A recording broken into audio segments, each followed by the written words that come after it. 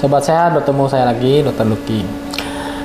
Mulai beberapa minggu ke depan ini saya akan coba bahas tentang obat-obatan. Mengapa demikian? Karena banyak sekali ada salah pemahaman tentang obat-obat psikiatri.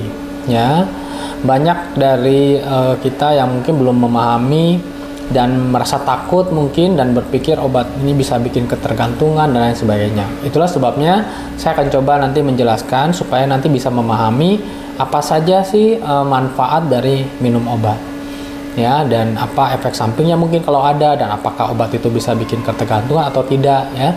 Mengapa? Karena obat psikiatri itu tidak satu macam, ada banyak macamnya, ya, dan masing-masing mempengaruhi sistem di otak sedemikian rupa supaya membantu untuk terjadi perbaikan.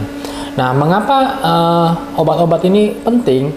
Karena kita harus tahu bahwa dengan kemajuan teknologi, dengan kemajuan pengetahuan, ya, kita sudah mulai memahami sebenarnya apa yang terjadi di otak, apa yang menyebabkan terjadinya perubahan pada seseorang, perubahan mood seseorang, perubahan suasana perasaan, perubahan persepsi seseorang, perubahan perilaku, ya, dan itu semua dipengaruhi oleh zat-zat kimia yang ada di otak. Jadi obat-obat itu adalah obat-obat yang bekerja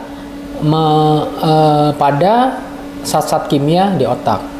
Jadi ada beberapa zat. Jadi di otak ada zat kimia yang disebut neurotransmitter. Neuro itu saraf, transmitter itu komunikasi. Jadi neurotransmitter itu adalah komunikasi antar sel-sel saraf, ya. Neurotransmitter itu ada ratusan. Tapi ada beberapa aja yang penting. Misalnya serotonin, yang mungkin sering didengar, ya. Terus ada lagi dopamin, terus ada adrenalin atau noradrenalin, ya.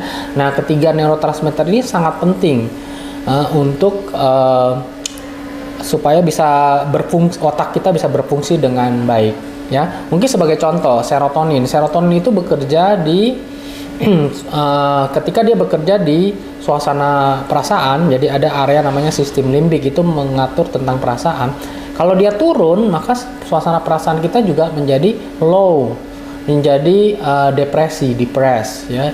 Nah, jadi pengobatannya ya menaikkan serotonin itu. Ya, itu salah satu contohnya, ya. Dopamin misalnya itu bekerja di suasana perasaan tapi juga bekerja di pikiran. Kalau di pikirannya dia kurang, maka dia nggak bisa berpikir dengan jernih, kurang bisa fokus. Kalau dia di area perasaannya itu berlebihan, dia bisa bahkan menimbulkan halusinasi, ya. Itu kurang lebih seperti itu. Nanti pada kesempatan berikutnya kita akan jelaskan obat-obat apa aja yang bekerja dan mempengaruhi itu, ya. Jadi tidak perlu takut dan khawatir mengenai minum obat-obat, karena jika indikasinya sesuai, ya, dan obatnya cocok, ya, itu maka penyembuhannya akan terjadi. Nah, kalau penyembuhan terjadi, tentu saja kan tidak perlu lagi minum obat terus-menerus, jadi tidak akan ketergantungan. Tetapi ada memang beberapa penyakit yang memang tipenya adalah minum obat untuk jangka waktu yang lama, bisa bertahun-tahun. Tetapi tidak jarang juga ada penyakit yang bisa sembuh dalam waktu singkat. Meskipun itu dalam psikiatri waktu singkat itu kurang lebih 1-6 bulan, ya. Jarang penyakit itu hanya sembuh sebelum dari satu minggu misalnya udah sembuh, ya. Itu jarang sekali. Jadi beberapa penyakit itu perlu continue minum obat sampai akhirnya tercapai kesembuhan. Nah, nanti saya akan menjelaskan masing-masing obat itu, apa indikasinya dan kemungkinan efek sampingnya apa, dan bagaimana aturan pemakaiannya, sehingga nanti ketika sobat sehat menemukan obat-obat itu tidak asing lagi, dan kemudian tidak lagi merasa khawatir jika harus minum. Dan bahkan kalau mungkin ada temannya yang sedang minum, bisa memberikan informasi yang benar, ya, karena banyak yang memberikan informasi yang salah, ya, seperti mengeneralisasi semua obat psikiatri. Jadi seperti bilang ini obat ini bisa ketergantungan, padahal itu bukan obat yang bisa bikin ketergantungan, ya. Jadi kita nanti akan belajar obat apa yang mungkin bisa bikin ketergantungan, mana yang tidak sesuai dengan indikasinya, ya. Mungkin sekian dulu dari saya saat ini. Jangan lupa healthy mind creates healthy life. Sampai jumpa.